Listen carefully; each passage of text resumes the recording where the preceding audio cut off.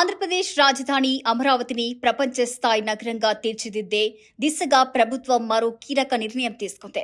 పరిపాలన కేంద్రంగా మాత్రమే కాకుండా పర్యాటకం, వినోదం, ఆర్థిక కార్యకలాపాలకు హబ్గా అభివృద్ధి చేయాలని లక్ష్యంగా పెట్టుకుంది. ఈ క్రమంలో జరిగిన 64వ సిఆర్టీఏ అథారిటీ సమావేశంలో ముఖ్యమంత్రి నారా చంద్రబాబు నాయుడు అధ్యక్షతన అమరావతిలో పీపీపీ మోడల్లో రోప్ వే నిర్మాణానికి గ్రీన్ సిగ్నల్ లభించింది.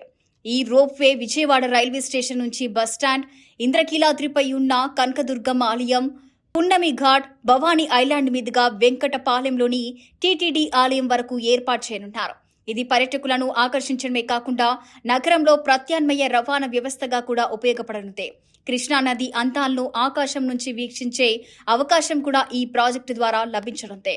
రోప్ వేతో పాటు లండన్ ఐ తరహా భారీ wheel, mini Amazon theme park వంటి ఐకానిక్ ప్రాజెక్టులను కూడా అమరావతిలో అభివృద్ధి చేయాలని ప్రభుత్వం నిర్ణయించింది.